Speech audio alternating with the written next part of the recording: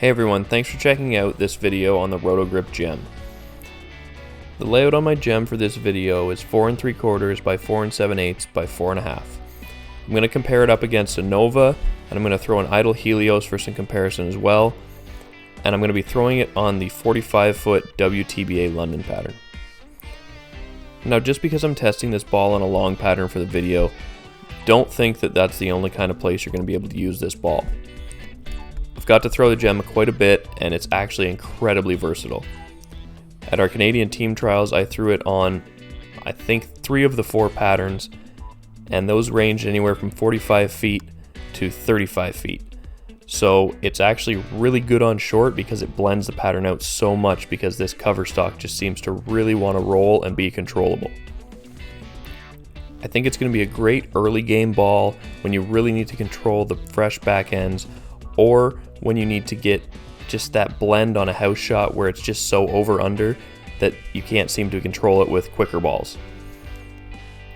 I haven't tried it shiny yet, but it seems to take the surface really well, and for a ball with such rolly characteristics, it still does really well when you get left and have to really open up the lane. It doesn't seem to lose as much energy down lane as big, strong balls used to do.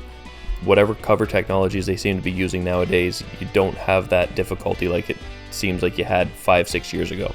Or at least I had 5-6 years ago.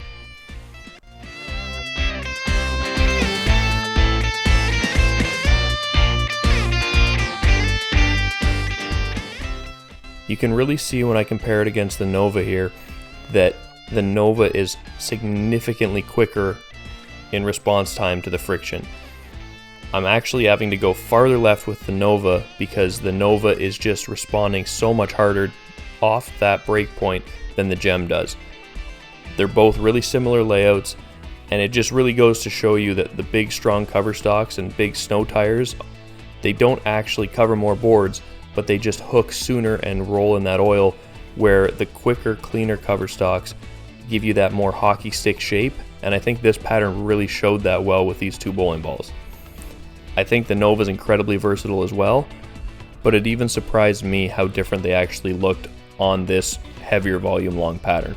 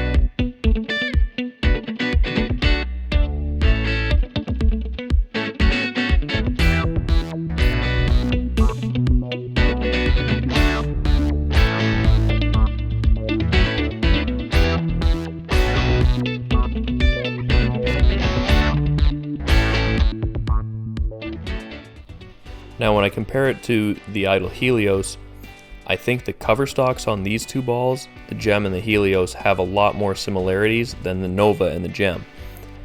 The Helios cover stock is really strong as well, and it really likes to blend the pattern, but with these two you can see that the core is what's making the difference. The Helios is cleaner and a little quicker than the Gem is, but it still has that really round controllable motion because of the cover stock.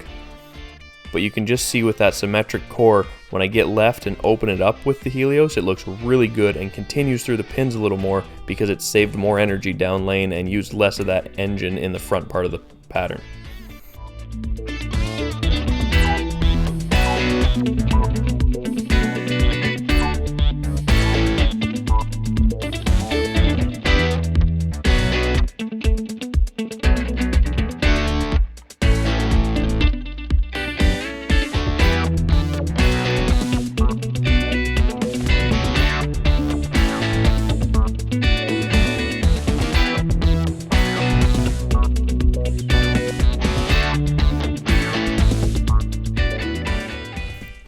The last few shots here I just tried to play anywhere from second arrow and then just follow it left with the Gem, just to show how versatile it really is.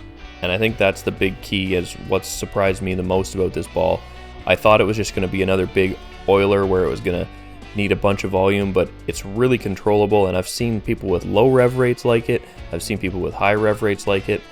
I think it's going to be just that really, really good ball to be at the top of your bag, but also be able to be used on a variety of patterns where it's not just limited like some big, strong bowling balls are.